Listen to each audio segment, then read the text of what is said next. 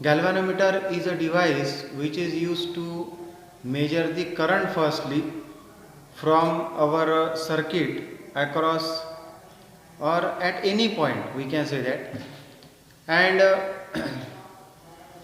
galvanometer can measure the current, also it can indicate the direction of current. म्हणजे गॅल्व्हॅनोमीटर जो आहे तो आपण करंट मोजण्यासाठी किंवा डायरेक्शन करंटची काय आहे ते ओळखण्यासाठी वापरतो. गॅल्व्हॅनोमीटर आकाराने छोटाच असतो, आपल्या व्होल्टमीटर सारखाच असतो. गॅल्व्हॅनोमीटर जो आहे तो सेम व्होल्टमीटर सारखाच असतो, पण याला जर आपण उघडून पाहिलं तर याच्या आतलं स्ट्रक्चर जे आहे ते काहीतरी असं असेल बघा.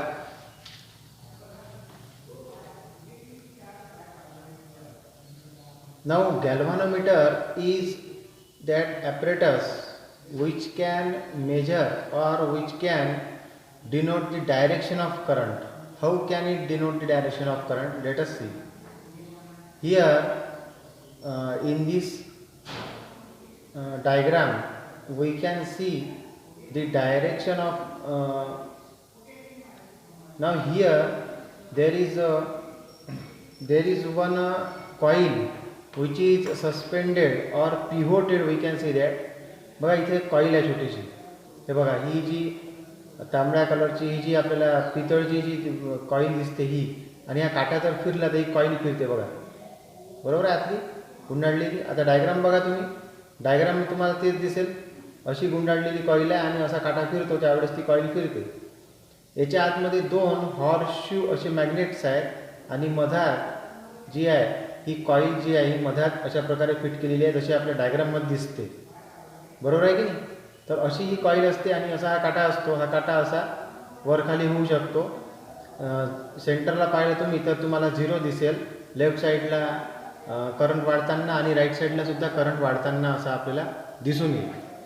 याच्या आतमध्ये हे मॅग्नेट्स आहेत दोन, या दोन मॅग्नेट्सच्या मधात इथे कॉईल लावलेली आहे. आता मी काटा एका बाजूला जर केला तर तुम्हाला कॉईल स्पष्ट दिसते इथे मधात. ही जी तांबड्या कलरची दिसते ही कॉईल गुंडाळलेली आहे, हे मधातल्या एका मटेरियलवर गुंडाळलेली आहे आणि कॉईलमधून पास होणारा करंट कॉईल फिरण्याची डायरेक्शन दाखवतो. आता मागच्या बाजूला जे याचे कनेक्शन्स आहेत ते आपल्याला दिलेला करंट आणि दिलेलं व्होल्टेज जे आहे ते म्हणजे आता व्होल्टेज करंट दोन्ही म्हणत आहोत मी, कारण की दोन्ही आपण मेजर करणार आहोत. याच्या मागे तुम्हाला 2 कनेक्शन्स दिलेले दिसतात. हे 2 कनेक्शन्स जे आहेत ते आपल्याला आतून करंट पास होताना दाखवतात. या दोन कनेक्शन्स थ्रू इथून आतमध्ये करंट दिला जातो आणि इथून बाहेर घेतला जातो. इथून करंट दिल्यानंतर तो आपल्याला याच्यातून जिथे ही कॉईल आहे त्या कॉईलमधून पास होताना दिसून येतो आणि तो असा फिरतो आणि नंतर बाहेर निघून जातो आणि तो इथून कनेक्शन ती बाहेर निघते, म्हणजे करंट इथून आतमध्ये येतो, इथून बाहेर निघतो. आता या गॅल्व्हॅनोमीटरमध्ये मॅग्नेट्स लावलेले आहेत 2, नॉर्थ आणि साऊथ आपल्या डायग्राममध्ये दिसतात. या मॅग्नेट्सच्या मधात ती कॉईल गुंडाळून ठेवलेली आहे. कॉईलला अटॅच हा काटा आहे. हा काटा आपल्याला कॉईल ज्याप्रमाणे फिरते त्याप्रमाणे रीडिंग दाखवतो, इकडे किंवा इकडे. ही झाली एक डायरेक्शन करंटची. करंट विरुद्ध दिशेने जायला लागला तर तो डायरेक्शन चेंज करतो. आता कसं आहे, असा एक रूल आहे की when current carrying conductor is placed in a magnetic field, म्हणजे जेव्हा एखादा करंट कॅरिंग कंडक्टर हा मॅग्नेटिक फील्डमध्ये ठेवला जातो त्यावेळेस त्या मॅग्नेटिक फील्डच्या फोर्समुळे त्या कंडक्टरवर जो मॅग्नेटिक फोर्स अप्लाय होतो त्यामुळे तो कंडक्टर जो आहे त्याची मोशन वेगळ्या प्रकारे आपल्याला पाहायला मिळते. त्यातले चार्जेस किंवा त्याचे कंडक्टर जो आहे त्याची मोशन आपल्याला पाहायला मिळते. इथे एक 3rd फिंगरचा म्हणजे 3 फिंगर्सचा रूल अप्लाय होत असतो. या रूलनुसार electric field, magnetic field and then force अशा प्रकारे फोर्स अप्लाय होत असतो. की इलेक्ट्रिक फील्ड आणि मॅग्नेटिक फील्ड एकमेकांना परपेंडिक्युलर या डायरेक्शनने जर अप्लाय झाले एखाद्या कंडक्टरवर, किंवा हा करंट पास होणारी डायरेक्शन दाखवत असेल हे मॅग्नेटिक फील्डची डायरेक्शन दाखवत असेल तर हा अप्लाय होणारा फोर्स दाखवतो. अशा प्रकारे नॉर्थ साऊथच्या मधात जसं आपण त्या कॉईलला ठेवलेला आहे, त्या कॉईलमध्ये अशी जर ती कॉईल गुंडाळलेली आहे तर समजायचं की करंट असा चालला, असा येऊन असा चालला आणि अशा प्रकारे करंट पास होत आहे आणि असा तो बाहेर निघून जात आहे. तर असा जो करंट पास होत आहे ही झाली करंटची डायरेक्शन. इकडे नॉर्थ आणि इकडे साऊथ आहे म्हणजे ही झाली मॅग्नेटिक फील्डची डायरेक्शन. तर अशा प्रकारे तिसऱ्या डायरेक्शननी या ठिकाणी काय दिसतं तुम्हाला, अप्लाय होणारा फोर्स दिसून येतो. म्हणजे याच्यावर जो फोर्स अप्लाय होईल तो या थर्ड डायरेक्शनने अप्लाय होईल आणि म्हणून ही जी कॉईल आहे यातली ही जी साईड आहे कॉईलची ही इकडे ओढल्या जाईल. सिमिलरली या बाजूला जी कॉईल आहे तशी अशी कॉईल आहे पूर्ण. बरोबर इमॅजिन करा आणि लक्ष देऊन ऐका तुम्ही.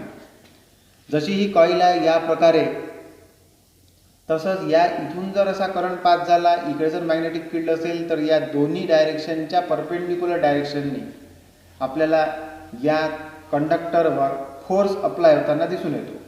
कंडक्टर कोणताही घ्या, उदाहरणार्थ हा पेन जर कंडक्टर असेल किंवा ती जी कॉईल आहे गुंडाळलेली त्या रिंगचा एक वायर जो आहे तो जर असा असेल तर ही झाली कंडक्टरच्या करंटची डायरेक्शन.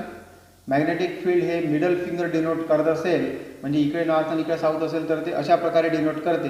तर थर्ड फिंगर जो आहे तो या कंडक्टरवर अप्लाय होणारा फोर्स डिनोट करतो. म्हणून मग याच्यावर अप्लाय होणारा फोर्स या डायरेक्शनने अप्लाय होईल. म्हणून ही जी कंडक्टरची साईड आहे ही अशी इकडे ओढल्या जाईल. सिमिलरली इकडली जी साईड आहे आपल्या कॉईलची ही जी साईड आहे या साईडसाठी जर मी बोललो तर या साईडसाठी मला या बाजूला असा उलट्या प्रकारे मला हात ठेवावा लागेल. असा ठेवावा लागेल मला हात, कारण ही आहे करंटची डायरेक्शन. कारण की इथून असा करंट गेला तर इथून तो असा खाली येईल. म्हणून ही झाली करंटची डायरेक्शन. हे झालं मॅग्नेटिक फील्ड जे पहिल्यासारखंच आहे, परंतु तिसरी डायरेक्शन जी आहे ती अशी दिसेल. म्हणजे पॉइंटिंग इनवर्ड जे आपल्याला दिसत असेल म्हणजे या डायरेक्शन. म्हणून मग कॉईलची ही बाजू जी आहे ती इकडे ओढल्या जाईल. अशा प्रकारे कॉईल अशी रोटेट होईल. याला काटा लागलेला आहे.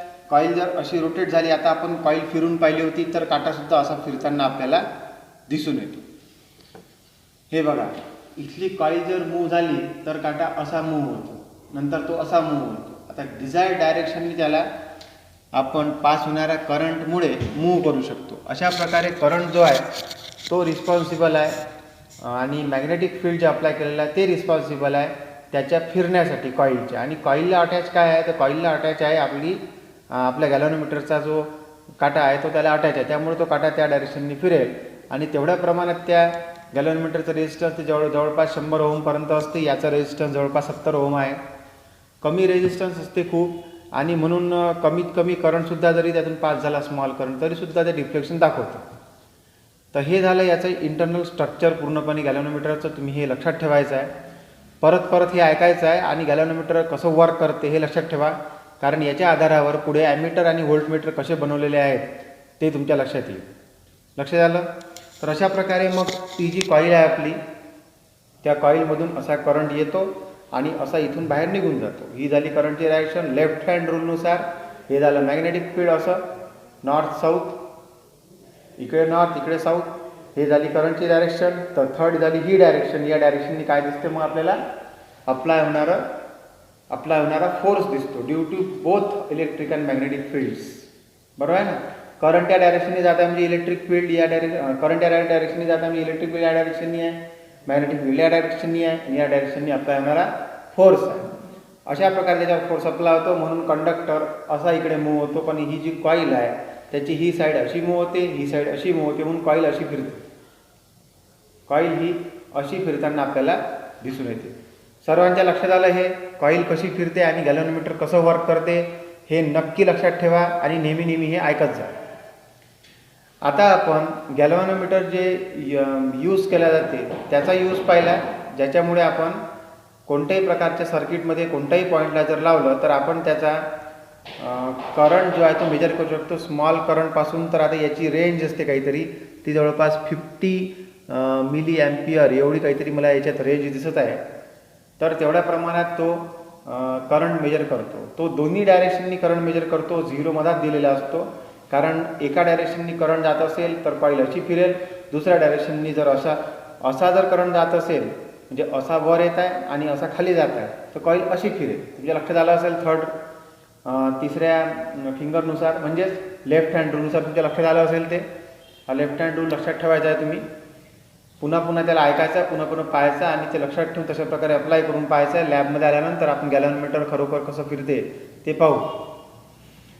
आता आपण गॅल्व्हनोमीटर जे आहे ते यूज करताना स्मॉल करंटसाठी सुद्धा यूज करतो, डायरेक्शन दाखवण्यासाठी सुद्धा यूज करतो. पण ते डायरेक्शन दाखवण्यामुळे काय होते की त्याची जी कॅपॅसिटी आहे किंवा त्याची जी रेंज म्हणू आपण त्याला, जास्तीत जास्त करंट पास करण्याची आणि जास्तीत जास्त करंट किती पास होते दाखवण्याची, ही रेंज जी आहे ती त्याची जास्तीत जास्त 50 किंवा असं 100 मिली अँपिअरपर्यंत वगैरे असू शकते. पण एखाद्या सर्किटमध्ये आपल्याला जास्त प्रमाणात जर आपल्याला करंट मेजर करायचा आहे आणि अशा ठिकाणी जर आपल्याला ते पाहायचं आहे, तर फक्त या डिव्हाइसनी काम होणार नाही. म्हणजे हा जो डिव्हाइस आहे हा फक्त आपल्याला त्या कामी पडणार नाही. आपल्याला जास्त रेंज असणारं एखादं दुसरं इन्स्ट्रुमेंट लागेल. ते इन्स्ट्रुमेंट म्हणजे ॲमीटर. ते ॲमीटर कशा प्रकारे बनवलं जातं ते बघा.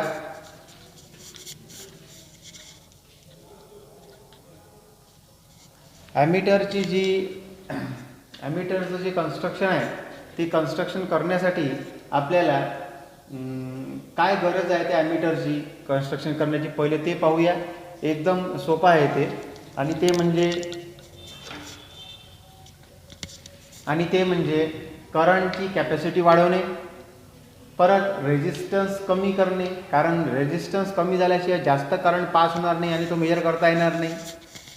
पण जास्त करंट पास झाल्यावर डॅमेज पण नाही झालं पाहिजे, म्हणून डॅमेज प्रोटेक्शन पण झालं पाहिजे. म्हणजे या तिन्ही गोष्टी आपल्याला पाहिजे आहे. ह्या तिन्ही गोष्टी आपण ज्या नवीन इन्स्ट्रुमेंटमध्ये टाकतो किंवा ज्या नवीन इन्स्ट्रुमेंटला या तिन्ही गोष्टीचा विचार करून डिझाईन केल्या जाते त्याला ॲमीटर असं म्हणतात. आता हे जे ॲमीटर आहे हे बनवताना कसं बनवलं जातं बघा. गॅल्व्हनोमीटर जे मी तुम्हाला दाखवलं ते आहे असं. हे आहे आपलं एखादं इन्स्ट्रुमेंट आणि आर आहे त्या इन्स्ट्रुमेंटचं रेजिस्टन्स. आपण सर्किटमध्ये अनेक प्रकारचे इन्स्ट्रुमेंट्स लावत असतो. समजा मी रेजिस्टन्स लावून पाहिला किंवा दुसरं एखादं इन्स्ट्रुमेंट लावून पाहिलं, त्यालासुद्धा रेजिस्टन्स असते. गॅल्व्हनोमीटरमध्ये पण कॉईल आहे आणि कॉईलमधून करंट फिरत आहे, म्हणजे कॉईल कोणत्या तरी मटेरियलची बनलेली आहे, त्यालाही रेजिस्टन्स आहे. त्यानंतर याला मी पॅरलली एक वेगळ्या प्रकारचं रेजिस्टन्स अप्लाय करतो, ज्याची व्हॅल्यू गॅल्व्हनोमीटरच्या रेजिस्टन्सपेक्षा बरीच कमी असेल. A low resistance is used to give the alternate path to current. It is called as shunt resistance and denoted by S. आता now what is mean by alternate path of current. आपल्याला माहिती आहे नदीचा प्रवाह रोखण्यासाठी काय केले जाते, तर नदीचा प्रवाह रोखण्यासाठी बांध बांधला जातो, धरण बांधले जाते. समजा आपल्याला नदीचा प्रवाह रोखायचा नाही आहे पण त्याला दुसऱ्या डायरेक्शनला वळवायचा आहे, तर अशा वेळेस काय केले जाते, तर मोठा एखादा दगड किंवा मोठी एखादी जमिनीचा जो भाग आहे, काही माती त्या ठिकाणी टाकल्या जाते आणि मग नदीचा जो प्रवाह आहे असा जाणारा तो असा डायव्हर्ट होतो दोन डायरेक्शन. बरोबर आहे की नाही. अशाच प्रकारे आपण जर पॅरलली कोणत्याही प्रकारे पॅरलल कनेक्शन जर केलं तर त्या डिव्हाइसमध्ये काय होते, करंट हा डिवाइड होतो. आपण शिकलेलो आहोत resistances connected and resistances connected in parallel. पहिले सिरीज आणि नंतर पॅरलल शिकलेलो आहोत. इथे सुद्धा तेच आहे. जी म्हणजे हे गॅल्व्हनोमीटरचं रेजिस्टन्स आहे आणि यस म्हणजे हे दुसरं लावलेलं रेजिस्टन्स आहे.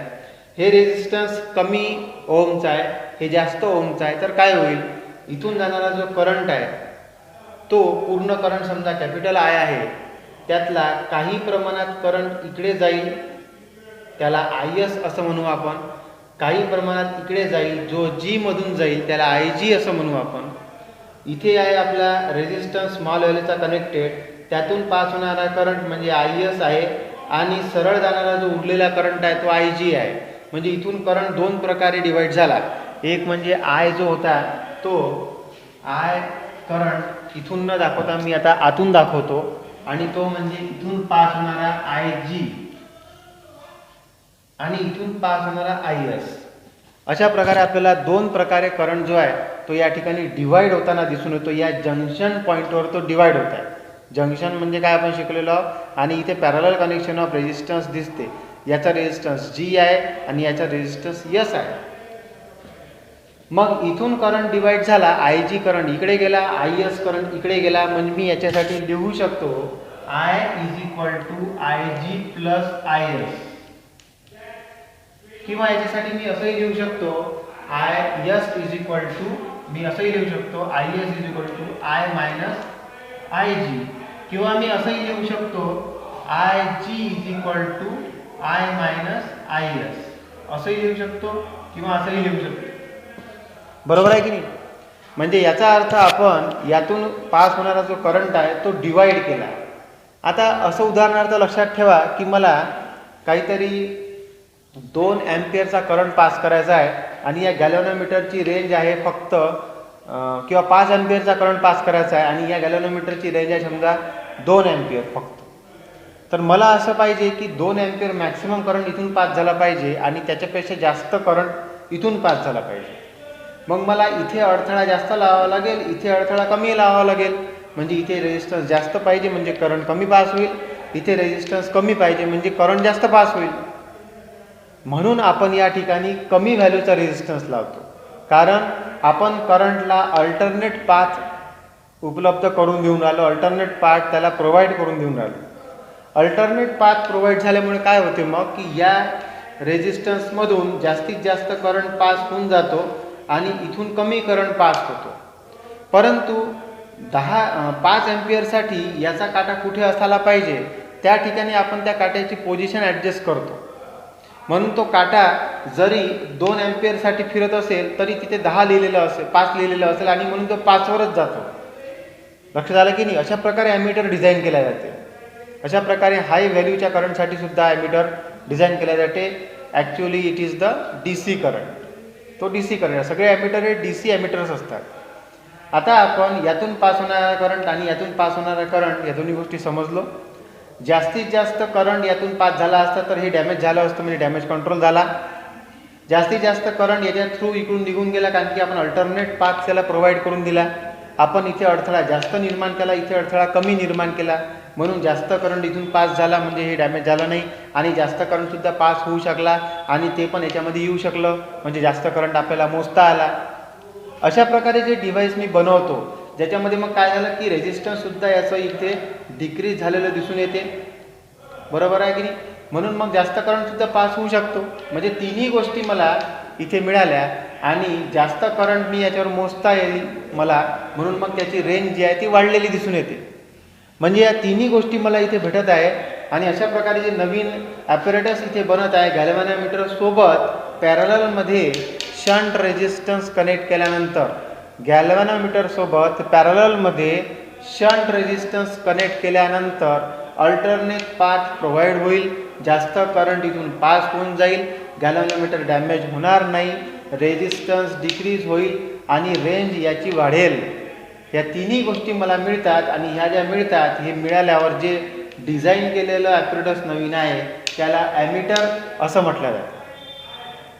लक्षात आलं ॲमीटर म्हणजे काय? This is called as ammeter. Now how shunt resistance can be measured. म्हणजे आता शंट रेजिस्टन्स किती अप्लाय करावं लागेल.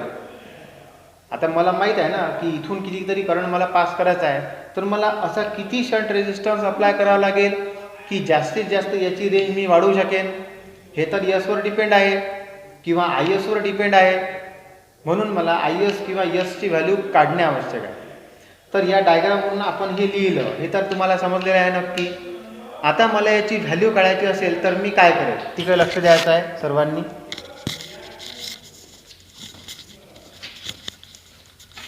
आता बघा इथे लिहिलेलं आहे as S and G are parallel. म्हणजे S आणि G दोन्ही जर पॅरलल आहेत तर GIG = SIS, कारण की व्होल्टेज जे आहे दोन्हीमधून तो सारखं पास होईल, फक्त करंट डिवाइड होत आहे पण व्होल्टेज सेम राहील. व्होल्टेज त्याच्यातून जे पास होते ते सारखं पास होईल.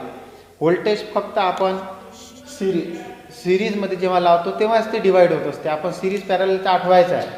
सिरीजमध्ये व्होल्टेज डिवाइड होते, पॅरललमध्ये करंट डिवाइड होतो. सिरीजमध्ये व्होल्टेज डिवाइड होते, पॅरललमध्ये करंट डिवाइड होतो. पुन्हा आठवायचं, सिरीजमध्ये व्होल्टेज डिवाइड होते, पॅरललमध्ये करंट डिवाइड होते.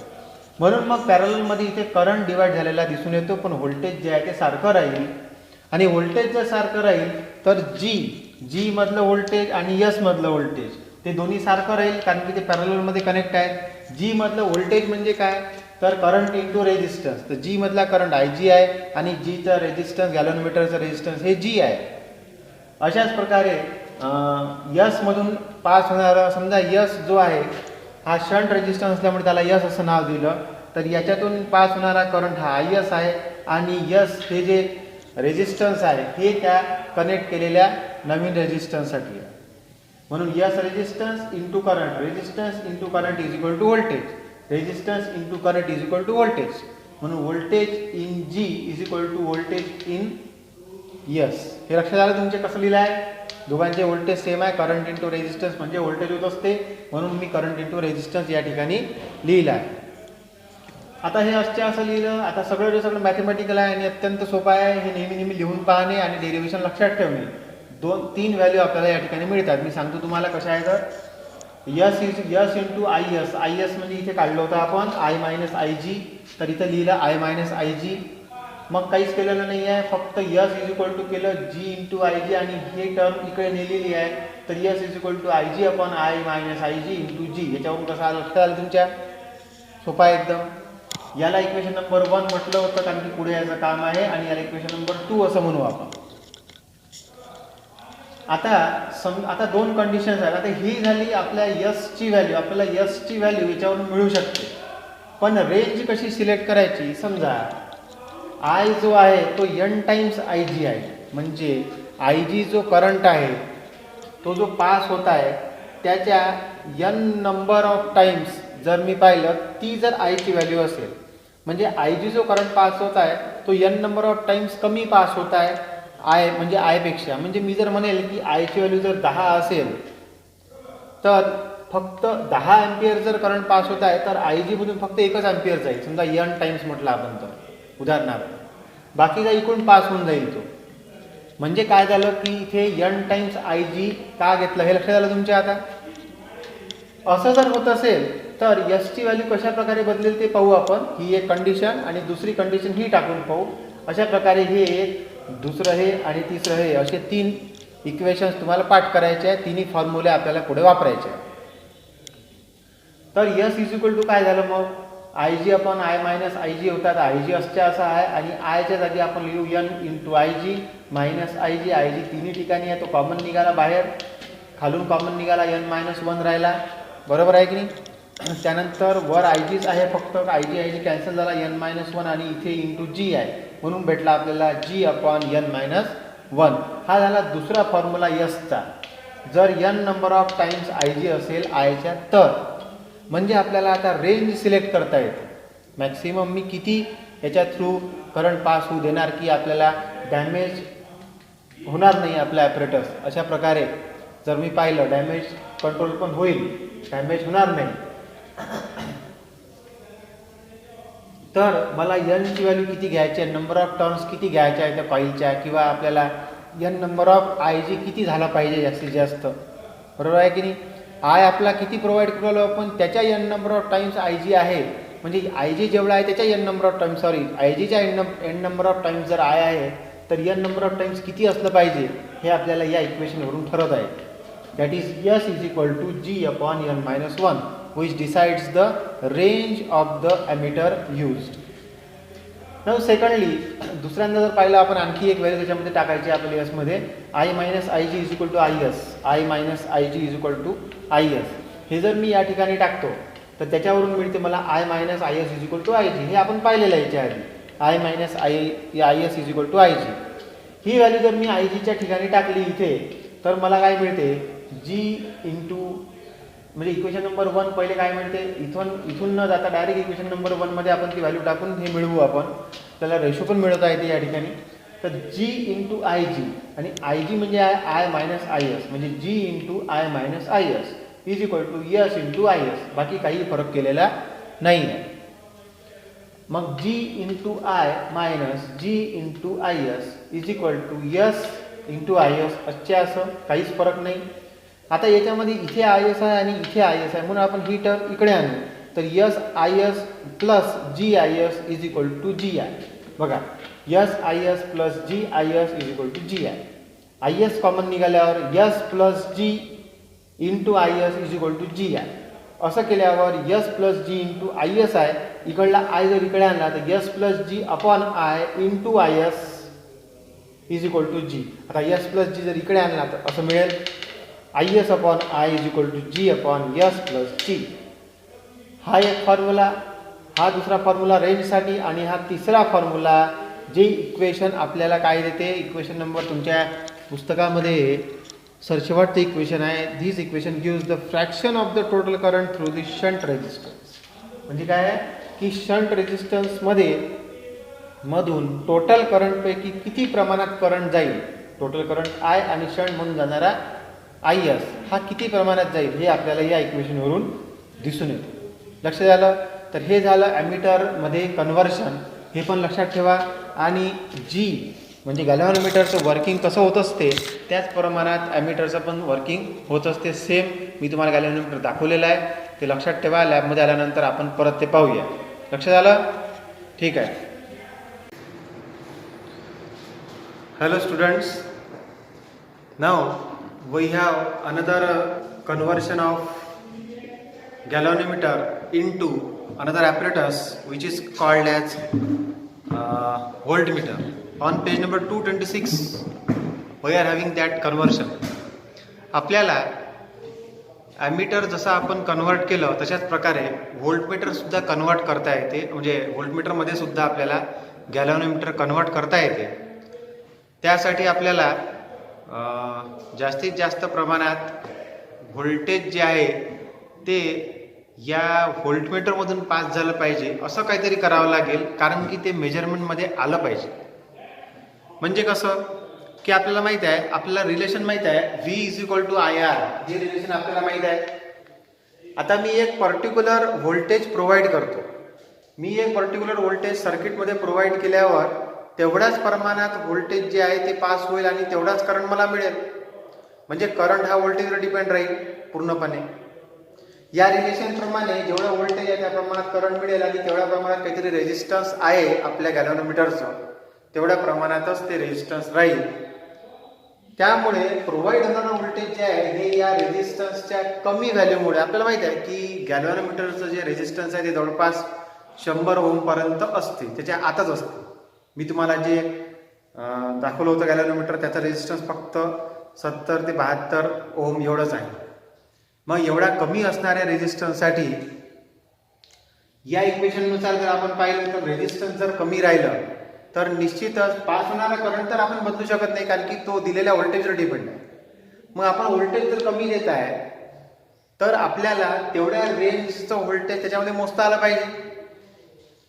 आणि जो काही रेझिस्टन्स आपण इथे प्रोव्हाइड करत आहोत, जे रेझिस्टन्स प्रोव्हाइड म्हणजे आपण कोणतं प्रोव्हाइड केलं, आपण कोणत्या तरी एका रेझिस्टन्सच्या अक्रॉस व्होल्टमीटर कनेक्ट करत असतो. अक्रॉस, त्याच्या अक्रॉस किती व्होल्टेज ड्रॉप होत आहे, किती किंवा किती व्होल्टेज त्यातून पास होत आहे हे आपण काढत असतो.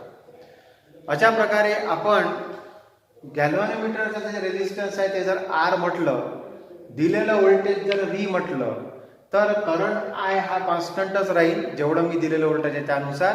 आणि दिलेलं व्होल्टेज 2-3 व्होल्ट असेल किंवा पॉईंटमध्ये जर व्होल्टेज असेल तर ते आपल्या रीडिंगमध्ये येणार नाही व्होल्टमीटरच्या. जर आपण गॅल्व्हॅनोमीटरला डायरेक्टली व्होल्टमीटर म्हणून जर यूज केला तर ते आपण मोजू शकतो, पण ते येणार नाही कारण की तेवढी त्याची रेंज नाही आहे. मग काय करावं लागेल, म्हणून आपल्याला 3 गोष्टी कराव्या लागतील त्यासाठी. एक म्हणजे मॉडिफिकेशन, नेसेसरी मॉडिफिकेशन्स काय काय करावं लागतील. एक म्हणजे त्याची व्होल्टेज कॅपॅसिटी वाढवावी लागेल, जसं आता मी सांगितलं त्याप्रमाणे. कारण कमी असणारा व्होल्टेज त्याच्यामध्ये येणार नाही, व्होल्टेज वाढवल्याशिवाय ते येणार नाही, म्हणून ते आपल्याला वाढवावं लागेल. रेझिस्टन्स वाढवावं लागेल, कारण रेझिस्टन्स वाढल्याशिवाय व्होल्टेज वाढत नाही, ते कसं आता आपण पाहूच. आणि डॅमेज प्रोटेक्शन, परत तेच जास्त व्होल्टेज जर पास झालं तर डॅमेज पण झालं नाही पाहिजे, त्या प्रमाणात आपल्याला डॅमेज प्रोटेक्शन सुद्धा त्याच्यामध्ये इन्व्हॉल्व करावं लागेल. आता आपण या इक्वेशननुसार जर पाहिलं तर याच्यामध्ये दिलेल्या व्होल्टेजनुसार करंट कॉन्स्टंट राहील, दिलेलं व्होल्टेज आपलं कॉन्स्टंट राहील, पण ते दिलेलं व्होल्टेज जे आपण प्रोव्हाइड करतो सर्किटमधून ते याच्या अक्रॉस किती आहे हे मेजर करण्याकरिता याला मी जसं पॅरललमध्ये गॅलॅनोमीटर कनेक्ट करतो व्होल्टमीटर म्हणजेच गॅलॅनोमीटर समजा सध्या इथे, तर त्याला मी एक सिरीजमध्ये अननोन रेजिस्टन्स कनेक्ट करतो, त्याला एक्स असं म्हणतात. ते अननोन रेजिस्टन्स म्हणजे खूप जास्त व्हॅल्यूचं मला कनेक्ट करावं लागेल, म्हणजे रेजिस्टन्सची व्हॅल्यू या गॅलॅनोमीटरच्या सोबत असणाऱ्या सिरीजमध्ये कनेक्ट होणाऱ्या अननोन रेजिस्टन्सची व्हॅल्यू याच्यामध्ये ॲड होईल आणि म्हणून दोघांची पण व्हॅल्यू जास्त ॲड झाल्यानंतर जास्त होईल, म्हणजे व्होल्टेज वाढेल, म्हणजे याच्या अक्रॉस रेजिस्टन्स वाढेल आणि म्हणून या इक्वेशननुसार व्होल्टेज वाढेल. लक्षात आलं तुमच्या? बघा परत सांगतो इकडे अजून, याला जर मी सिरीज मध्ये एक हाय व्हॅल्यूचं, हे बघा इथे लिहिलेलं आहे आपण, for this a high value resistance is connected in series as draws I, म्हणजे आपला जो गॅलॅनोमीटर आहे तो करंट आय काही प्रमाणात ड्रॉ करतो, कारण की त्याला रेजिस्टन्स खूप कमी आहे. या गॅलॅनोमीटरला रेजिस्टन्स खूप कमी आहे. रेजिस्टन्स जर कमी असेल तर करंट जास्त राहील, तेव्हाच कुठं व्ही दिलेला व्होल्टेज जे आहे त्या प्रमाणात करंट आपल्याला मिळत आहे, आणि रेजिस्टन्स कमी आहे म्हणून करंट मिळत आहे, आणि म्हणून तो करंट इथून ड्रॉ होत आहे याच्यामध्ये. तर हे पण नाही झालं पाहिजे. आणि दुसरी गोष्ट म्हणजे रेजिस्टन्स जे आहे ते याचं वाढलंही असलं पाहिजे, कारण की रेजिस्टन्स जोपर्यंत वाढणार नाही तोपर्यंत या इक्वेशननुसार व्ही वाढणार नाही, आणि व्ही जर वाढला नाही तर याची व्होल्टेज कॅपॅसिटी वाढणार नाही, आणि त्याच्यामुळे आपल्याला याच्यामध्ये व्होल्टेज मेजर करता येणार नाही. म्हणून मग आपल्याला याच्यामध्ये व्होल्टेज मेजर करता आलं पाहिजे. त्यासाठी आपण एक हाय व्हॅल्यूचा एक्स असा अननोन रेजिस्टन्स कनेक्ट करतो, ज्यामुळे या दोघांची व्हॅल्यू मिळून जास्त रेजिस्टन्सची व्हॅल्यू तयार होईल, आणि जास्त रेजिस्टन्सची व्हॅल्यू तयार झाली तर तेवढ्या प्रमाणात व्होल्टेज पण जास्त होईल, कारण करंट तर वाढणारच नाही आहे, तो तर दिलेल्या व्होल्टेजवर डिपेंड आहे. दिलेलं व्होल्टेज सुद्धा आपण वाढवत नाही आहे. मग आपण काय करताय, आपण फक्त गॅलॅनोमीटर मधून पास होणारं व्होल्टेज जे आहे ते वाढवत आहोत. त्याच्यासाठी आपण याला सिरीजमध्ये हाय व्हॅल्यूचा रेजिस्टन्स कनेक्ट करत आहोत. समजा याचं 100 ओम रेजिस्टन्स आहे आणि मी 500 ओमचं रेजिस्टन्स इथे लावलं, तर आता टोटल रेजिस्टन्स झालं हे 600 ओमचं. अशा प्रकारे या आर ची व्हॅल्यू 100 वरून 600 वर जर गेली तर निश्चितच व्ही ची व्हॅल्यू वाढेल, आणि व्ही ची व्हॅल्यू जर वाढली म्हणजे जास्त व्होल्टेज यातून आता आपल्याला याची व्होल्टेज कॅपॅसिटी वाढलेली आहे, आणि म्हणून आपण जे व्होल्टेज पास करतो ते आपल्याला मेजर करता येईल. तुमच्या लक्षात आलं? म्हणून मग आपण इथे काय कनेक्ट करतो, हाय व्हॅल्यूचं एक रेजिस्टन्स कनेक्ट करतो. हे लक्षात ठेवा सगळ्यांनी की कारण काय आहे. म्हणून मग आपण सिरीज मध्ये हाय व्हॅल्यूचं रेजिस्टन्स कनेक्ट केल्यावर व्होल्टेजची कॅपॅसिटी वाढते, म्हणजे पहिला पॉइंट आपल्याला मिळतो. रेजिस्टन्स इन्क्रीज होते, कारण याचं रेजिस्टन्स पहिले 100च होतं, आता 500 अधिक 100 म्हणजे 600 झालं समजा उदाहरणार्थ, म्हणजे रेजिस्टन्स सुद्धा इन्क्रीज झालं गॅलॅनोमीटरचं. आणि आपल्याला डॅमेज प्रोटेक्शन सुद्धा मिळते, कारण की करंट ड्रॉ होत नाही, आणि करंट जास्त पास न झाल्यामुळे आपल्याला गॅलॅनोमीटर डॅमेज होताना दिसून येणार नाही. लक्षात आलं? म्हणजे या तिन्ही गोष्टी आपल्याला अचीव करता येतात जर आपण एक सिरीजमध्ये हाय व्हॅल्यूचं रेजिस्टन्स जर कनेक्ट केलं तर. इथपर्यंत लक्षात आलं सगळ्यांच्या? बरोबर आहे. आता आपल्याजवळ एकदम सोपी एक पद्धत आहे, ज्या पद्धतीनुसार आपण दिलेलं रेजिस्टन्स किती असलं पाहिजे, म्हणजे प्रोव्हाइड होणारं रेजिस्टन्स किती असलं पाहिजे हे आपण काढू शकतो. अत्यंत सोपी पद्धत आहे. बघा, हे आपलं रेजिस्टन्स आहे, म्हणजे आपण कोणतं तरी एखाद्या ॲपरेटस इथे कनेक्ट करतो, किंवा एखादे इन्स्ट्रुमेंट आहे हे जे आपल्या सर्किटमध्ये आपण लावलेलं आहे, त्याचा रेजिस्टन्स समजा आर आहे. समजलं? कॅपॅसिटर लावला आपण इथे, त्याचा रेजिस्टन्स समजा आर आहे. किंवा आपण कोणत्याही सर्किटमध्ये काहीही जरी लावलं, कोणतेही साधा वायर जरी लावला आपण, तरी त्याला काय असते, रेजिस्टन्स असते. म्हणून आपण काय म्हणू की त्याचा रेजिस्टन्स किती आहे, समजा आर आहे. याला मी पॅरलल मध्ये व्होल्टमीटर कनेक्ट करतोय. डॉटेड लाईन काय दाखवते, तर गॅलॅनोमीटरचं वाढलेलं रेजिस्टन्स, आणि म्हणून त्याला म्हणतात व्होल्टमीटर, ते दाखवते. ते जर मी कनेक्ट केलं तर मला काय दिसून येते, याचं रेजिस्टन्स वाढलेलं आहे. हे व्होल्टमीटर मी पॅरलली कनेक्ट केलेलं आहे. आता मला व्होल्टेज याच्या थ्रू किती जात आहे ते मला दिसते. इथे मला मेजर करता येईल. समजा टोटल व्होल्टेज व्ही आहे, ते सिरीज मध्ये कनेक्ट केलेल्या रेजिस्टन्स मुळे व्होल्टेज हे सिरीज मध्ये डिवाइड होते की पॅरलल मध्ये डिवाइड होते. आपण रेजिस्टन्सेस कनेक्टेड इन सिरीज आणि रेजिस्टन्सेस कनेक्टेड इन पॅरलल दोन्ही शिकलेलो आहोत. आठवायचं ते तुम्ही काय आहे मग, तर ते व्होल्टेज जे आहे ते सिरीज मध्ये डिवाइड होत असते. म्हणून व्होल्टेज या ठिकाणी काही प्रमाणात आणि या ठिकाणी काही प्रमाणात अशा प्रकारे डिवाइड होईल. बरोबर आहे की नाही? म्हणून जास्त व्होल्टेज इथपर्यंत पोहोचणार नाही आणि त्यामुळे काही हे डॅमेज होणार नाही. तर मी पहिलेच तुम्हाला सांगितलेलं आहे. म्हणून मग इथे काही व्होल्टेज डिवाइड झालं, इथे काही व्होल्टेज काही प्रमाणात गेलं आणि अशा प्रकारे आपल्याला व्होल्टेज डिवाइड होताना दिसून येते. टोटल व्होल्टेज जर V असेल तर voltage through X plus voltage through G दोनच तिथे कनेक्ट केलेले असल्यामुळं सिरीजमध्ये तेवढं व्होल्टेज त्या ठिकाणी डिवाइड होताना आपल्याला दिसून येते. समजलं इथपर्यंत? समजलं, लक्षात आलं? आता व्होल्टेज थ्रू एक्स म्हणजे काय, तर V इक्वल टू IR नुसार voltage is equal to current into resistance. याच्या थ्रू पास होणारा करंट हा IG आहे आणि रेजिस्टन्स X आहे म्हणून IG इंटू X. याच्या थ्रू पास होणारा करंट सुद्धा IGच आहे कारण की तो सिरीज मध्ये आहे. पॅरलल मध्ये असता तर IG डिवाइड झाला असता. सिरीज मध्ये आहे म्हणून IGच आहे आणि रेजिस्टन्स याचा समजा G आहे तर IG इंटू G. लक्षात आलं? काहीच प्रॉब्लेम नाही, सोपा एकदम. आता काहीच नाही केलेलं आहे, IGX एका बाजूला घेतलेला आहे आणि V मायनस IGG असं केलेलं आहे म्हणून IGX is equal to V minus IGG असं झालं. याच्यावरून X ची व्हॅल्यू मिळाली V मायनस IG into G upon IG. हा IG दोन्हीकडे अपॉन मध्ये घेतला तर V upon IG minus IG into G upon IG. IG cancel म्हणजे मायनस फक्त G राहील म्हणजे हे असं राहील V upon IG minus IG into G upon IG होतं. हे IG कॅन्सल झालं, काय राहिलं फक्त G राहिलं. लक्षात आलं? हा फॉर्म्युला पाठ करायचा आहे. जेवढी बॉक्समध्ये फॉर्म्युले दिसतात ते आपल्याला प्रॉब्लेम्स मध्ये वापरायचे, ते आपल्याला पाठ करायचे. याच्या आधी सुद्धा 3 फॉर्म्युले होते. म्हणजे आपल्याला अननोन रेजिस्टन्स किती कनेक्ट करावं लागेल हे याच्यावरून समजते. करंट किती पास होत आहे IG आहे, दिलेलं व्होल्टेज V आहे आणि गॅल्व्हनोमीटरचं रेजिस्टन्स आपण जे कनेक्ट केलेलं त्याचं जर G आहे तर या फॉर्म्युल्यावरून आपल्याला देण्यात येणारं किती प्रमाणात जास्तीचा रेजिस्टन्स आपल्याला कनेक्ट करावा लागेल त्याची व्हॅल्यू किती असली पाहिजे हे समजेल. लक्षात आलं? तर हे आपलं मेन डेरिव्हेशन आहे. अननोन रेजिस्टन्स कनेक्ट सिरीज मध्ये किती करायचं हे जर विचारलं तर इथपर्यंत तुम्हाला लिहायचं आहे, पूर्ण इथपर्यंत लिहायचं आहे. आता बघा, समजा जे व्होल्टेज आपण प्रोव्हाइड करत आहोत ते V आहे पण VG हे जे गॅल्व्हनोमीटर मधून पास होणारा व्होल्टेज आहे ते जर VG आहे तर त्याला N टाइम्स मी NV टाइम्स वाढवतो. हे कनेक्ट केल्यामुळे काय होते, व्होल्टेज वाढते. आपण म्हटलेलं आहे PD हाय होते, बरोबर आहे की नाही? रेजिस्टन्स जास्त आहे तो वाढतो आणि त्याच्यामुळे PD पण म्हणजे व्होल्टेज पण वाढते आणि म्हणून ते मेजर करता येते आपल्याला, आपण लिहिलेलं आहे. मग व्होल्टेज जर वाढत असेल तर ते वाढलेलं व्होल्टेज किती आहे, तर दिलेलं व्होल्टेज नुसार ते वाढलेलं व्होल्टेज NV टाइम्स जर असेल तर NV is equal to V upon VG जर पुट केलं मी, कारण VG म्हणजे काय आहे, IG इंटू G आहे.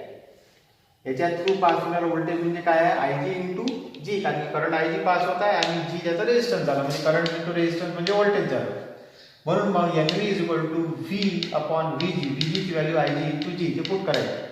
अशा प्रकारे NV किती प्रमाणात असलं पाहिजे, रेंज किती सिलेक्ट करायची हे समजते आणि आपल्याला हे सुद्धा प्रूव्ह करता येते. ही व्हॅल्यू आपण इकडे वापरून X चं जसं आपल्याला हे डेरिव्हेशन मिळालं तसंच हे सुद्धा मिळवता येते. पण आपल्या सिलेबसमध्ये ते डेरिव्हेशन ना पुस्तकात दिलेलं नाही आहे म्हणून आपण डायरेक्टली हा फॉर्म्युला पाठ करायचा आहे आणि प्रॉब्लेम्समध्ये वापरायचा. दोन्ही लक्षात आले? ॲमीटर आणि व्होल्टमीटर दोन्ही वाचून घेणे एखाद्या आपल्याला परीक्षेमध्ये विचारले जाऊ शकते.